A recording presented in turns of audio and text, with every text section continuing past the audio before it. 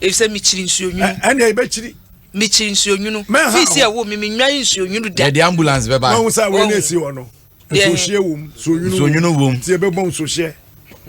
Nsuo nwunu na wuchi. Wuchi nsuo. Opegare so kiss crowd. Me ka say mo be ka say mo de me ko kan say Kempiski.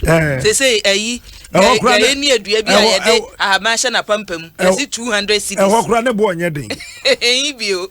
Ibio na ne bo e den. No kura no gari ne beans no ho no kura ne bo onye den. Ba ko bi wo East Legon. Ye plate mo 2000, ebitum say 2245 Ghana cedis. Sir Adriane de na oka wan say. Gari beans ene kokwa ya che. Adriane kokko. Na ye de pack kakra gu ho na ye mo akokko nam kakra. Gobe ya ni me. Na afa wo mu wi a. Wi ase aduane efo no. Na ye twitwa je ne kakra to. Ghana aduane efo no. Ekua mo confuse me. Aduane gari gobe ya ye ni. 245 Ghana cedis. Na ni efufuo ni akante so. Eno no kra no one place order. Embo be 3 na obedru ho no. Na asa. Na ade aduanum dia no Flagstaff House. Oh ja.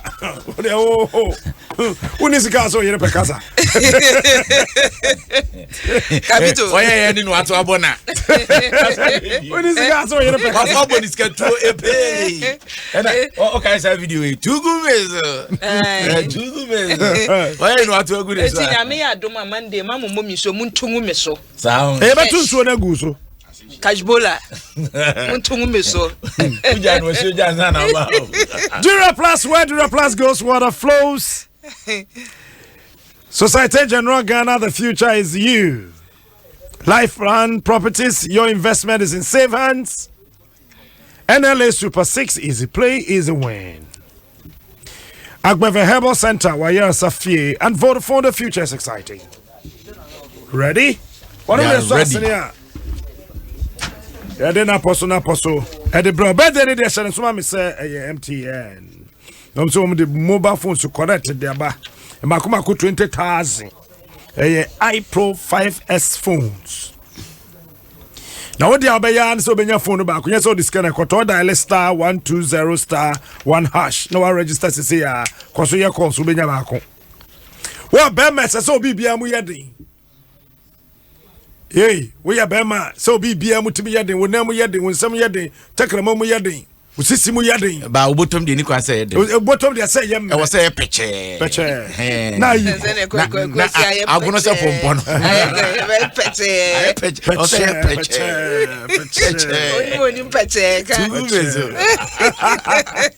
It's a slop. We have freshman capsules. We met Metobia Masofunya, minimum one woman. Metobia Madrasari. Metobia Menson Tabil. Metobia Danka Williams. Tobia Masofpenny and Rekigamicha Church of Pentecost. Metobia Masofata Krayafi. Nama Tobia Masofo for retirement attaque. Tobia Masofo Bakui. Na Untobimano. Obim Usubempa. Tobia Makwata. Matobia Masofo Usansa. Bobobre. Software general was some person don't so here be pa. Baby, you got you. You are not here so. I dare me penny the way I'm dear me no. As I'm no count. As a whole council person beca. Well, and I quite the cow say as was shot at this one shot at it. Oh, as him as a dear woman. Answer software and Cassana ya na ye. Answer my time he has a check. Timmy. Captain. Pentecost of the my thing. I don't know if no one you know. Pete yo. And so we hear freshman capsules. Bema. Oh, I don't know Papa and buy anyone. I'm swimming be here.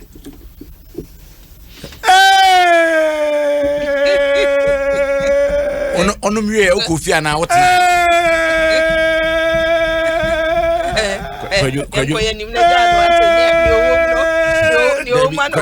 We have freshman capsules.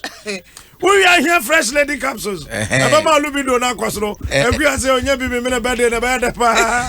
Lubido. Na who be here there? Who will be here there?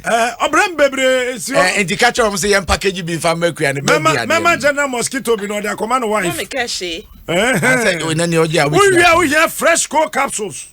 Koko ni na be ko sisi ya de ni na be jahate. Baby a to drop here bi ho. I want to hear you. Hey.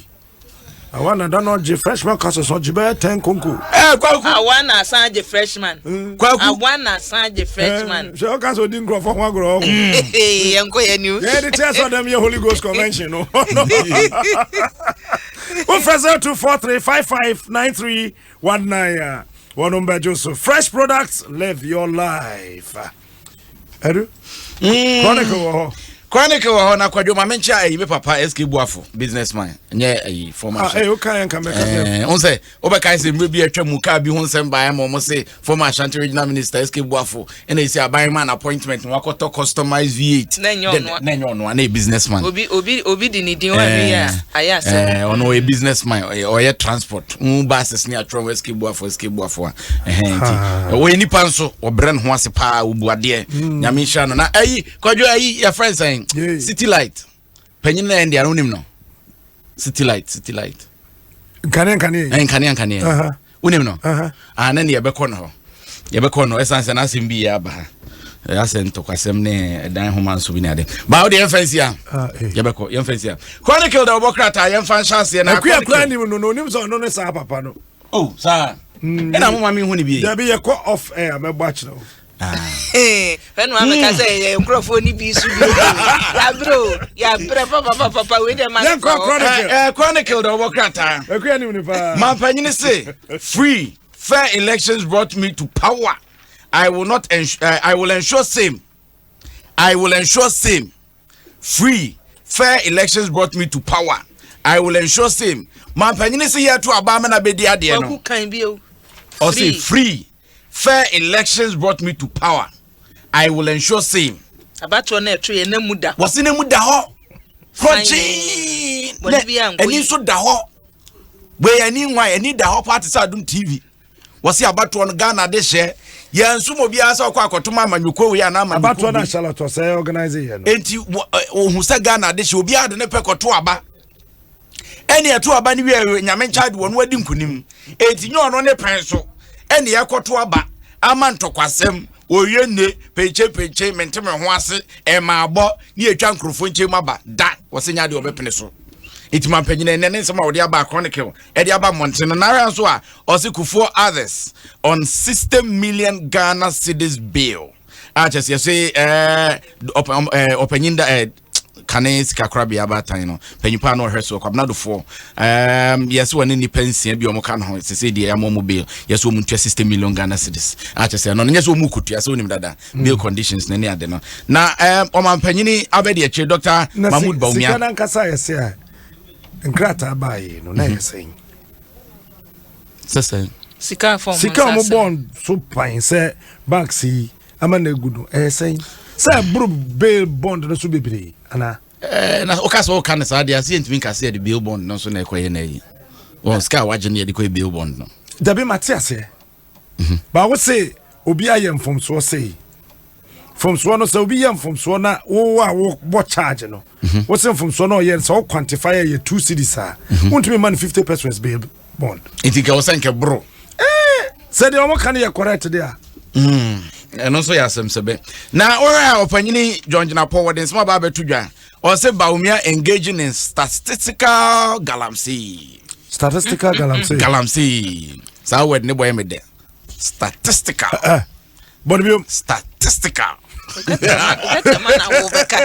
Wait, sure so what there mecha statistical opa sana ukai baby edu come here one go statistical and open me broflies no statistics statistical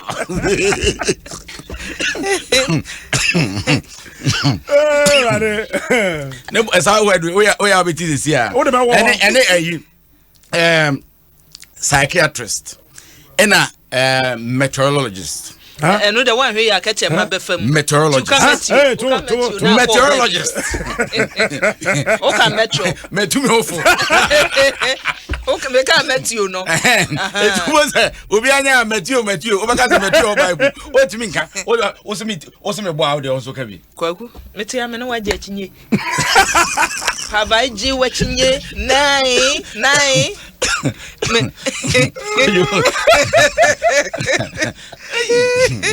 We are telling you. Adwuma mu ado. Enti opanyini Jonjina po.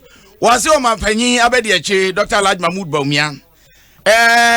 Enkotabu awobu nyina no statistics. Wase ni nyina galamse enkotabu no obu. O de toto no mani a enhyeda mfa kwa mu sa.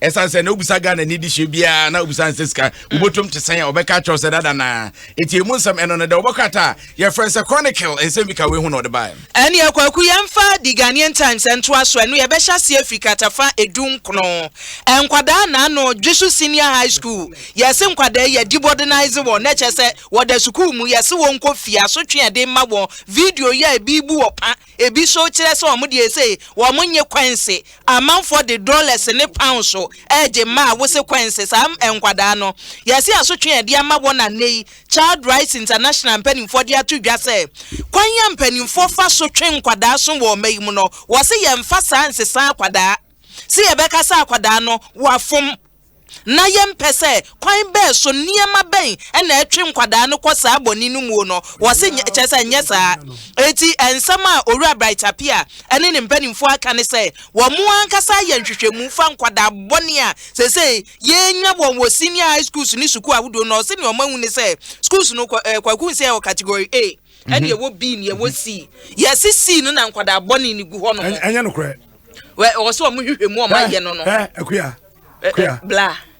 Sa category A schools no they have no idea. Was it hono streets empanimfo na wo hono wonum kate ka ho nti wo say we no ka so mo kohwe na omusua ebi no na sifo no headmistress ne empanimfo eda no na mudi bi aba ho na prekopa yese nkwada no ya na de na ye bi na de na isi ana se eyo modern bo wo manim ana se schools no agigi din no sa na Ghana e ka no they are chimotes the disadel omo na omo ka ne se haye and ye wo bi din e de ka na wo modern bo school no modern bo ne de and ye just okọ Ghana Education Service eti abusua ne e wo mu no ensem a ene Child Rights International mpanimfo de atudwa ne se asotwe de ama nkwada na nka enwo se sa ne ekọ no counselors so school mu a wo tu nkwada ne fo kwan be so na mpanimfo fa ya eti omo de sa nhihye ya ba and no de so no mfo aso asotwe no sa punishment on the bankola no na senior high schools ndodo sa na mo sa counseling unit no ho no mo aye se ye tu nkwada ebi poni ho debi o emra ne se esese ewo ho ene bi ni ho enti se ni ho a eno de nya akola na asem na counselor wo de ma akola na obi tie de ensem nya akola ke so mo kan brofo a o mo kan brofo nke be ka so teachers ni chiro ma de yi o there some na I'm telling you o mo kan sa nsem hunu we brofo mu we nsem hunu asem na o kan nsem hunu ka tell de hina wonte da captain de hina wonte da bebre mente da de hina wonte da do you know me you don't know me. Do you really know me? Abba. You know me from nowhere. Oh, bro, Abasa. Yes, I'm a makeup. I just look at the Monday. I was here. Where captain? One who are who some show and in nest Nina Yakun no. Oh, so we shall send your nest if we see Ghanaian Times. Akuya jama mo captain no so emu nsem e wo ha na mamefa we ntwa to wo the Ghanaian Times mo amanyoku no eye dede wo mayi mu ha ye bebrebe ya we ye wo ye nya parties 10 wo mo so mo ntai registration achi ye nya say wo mu nyina o mabumra so e wo sanke apam emra no mabuso yes e wo so nya party office o mu ni bi e wo say district office and national offices kwa no e bi ni bi by now can say electoral commission for ayi wodin every political party say dimu e wo mayimo eso ye say electoral commission so nye ene omo nenam na omo to omo pa ene ye standing say omo kura no good standing wo mo nka ho isi onyi mfrim ayi kan na no ye didi agro wo amanyo sem no mu ana ekwa don party ni kan ho bi eka ho o offices na no ba kwa si aba gum party gum chirabosom Ghana you know move masafa graphic wie ne enko oh the daily graphic na tigo wafa kro mitrim daily graphic almost say DVL for say DV plate na say ante om de bae no some producers we wo de code bi ahim wo na omutimi check ye no wo refa so omunya no 2019 wo kan nyina bom na de tutu ska omunya no free January edi besi February e wo me ne de to so nso a omanya sika pa papa also new technologies is already adom obetumi akwa je bese ta o mata so bam kudi almost we manye scapa nti ene the obokata Honorable Johnson said don't get wa oh and I'm one-on-one incoming vice Wakato so vice president there be hey na just all kinds just all kinds it me the show kon incoming vice hey incoming vice NDC woduru say kwa nyabotre ekọ na mekoro no ma menchia obani smart cancer wo bisa no ma me two questions me busa ma asem a me pese mbisa ne ye ena no pa ni na abantie ye atobiga binduri yin se omuma ho kwan na party ko ye meeting bia wo headquarters cutting se omuma ho kwan na party ko ye meeting bia wo headquarters na omuhu chief ban ni wo ho no mo a omobeba okay bisa general mama say omo party no constitution hin na wo say wuni pakro say we ye party executive enu nti wuntumi nware from another party enye constitution so where lies the argument awo ye say we na host tigo yenko edu woni question bi ama general me dey me question ba ko pe nsema Dr. Mahmoud Baumi ade beto mountain no the ono so beti so delivered delivered delivered the ono so wonim no delivered pending na wo mo pending ni delivered ni on its way na wo so pending food all right see ya dane ya ho aba ya ba ya ne the